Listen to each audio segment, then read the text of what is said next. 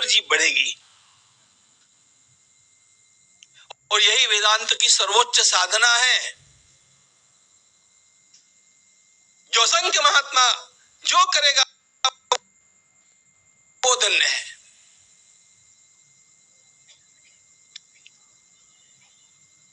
देखने वाले को देखो।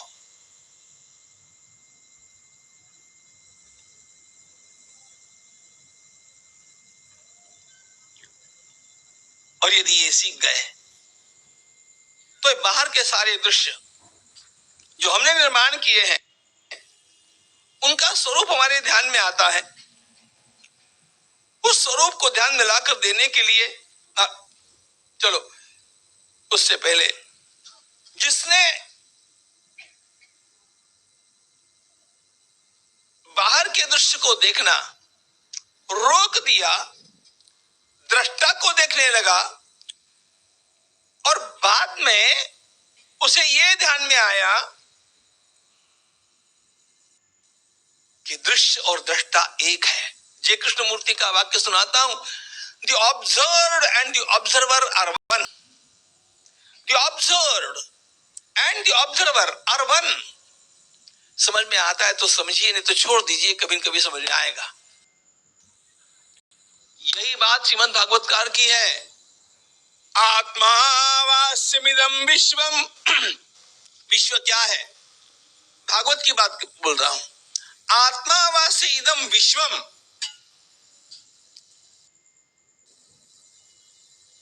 यह सारा विश्व केवल मेरे स्वयं के अस्तित्व का विलास है, उससे मैं भिन्न नहीं हूं।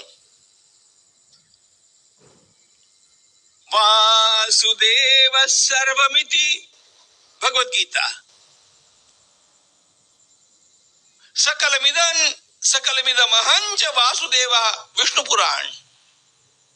कहीं से भी जाइए, अंतिम तत्व तो यही है कि एक ब्रह्म से ही सब कुछ भरा हुआ है, उसके अतिरिक्त कुछ भी है ही नहीं।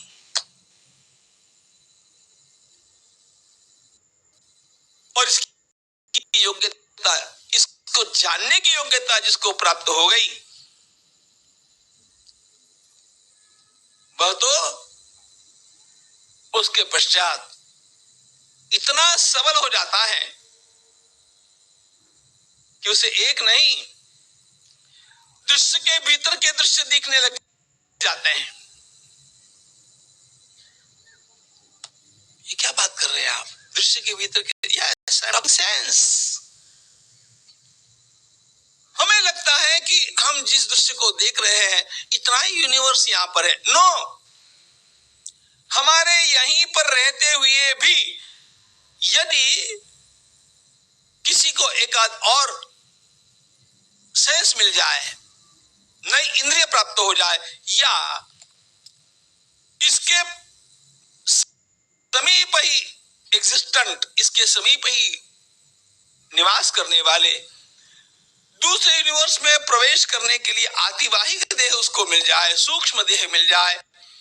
यदि चिदाकाश में से 3 प्रकार के आकाश कहते हैं वशिष्ठ मुनि, भूताकाश, चित्ताकाश और चिदाकाश। भूताकाश का मतलब ये जो हम फिजिकल वर्ल्ड देखते हैं वो। चित्ताकाश का मतलब है साइकोलॉजिकल वर्ल्ड। हमारा साइकोलॉजिकल वर्ल्ड भी एक होता है कि नहीं? हम मन के मन में रसगुल्ले खाते रहते हैं, कल्पनाएं करते रहते हैं, हमारे मन का एक वर्ल्ड। और उसके पश्चात विशुद्ध चेतना का एक स्तर है आकाश।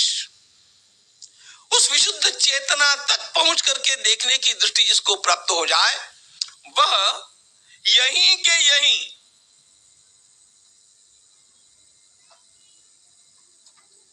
अदृश्य दृश्यों को देख सकता है, स्वयं उन दृश्यों में प्रवेश कर सकता है, वापिस लौट करके आपके साथ अपना व्यवहार भी कर सकता है।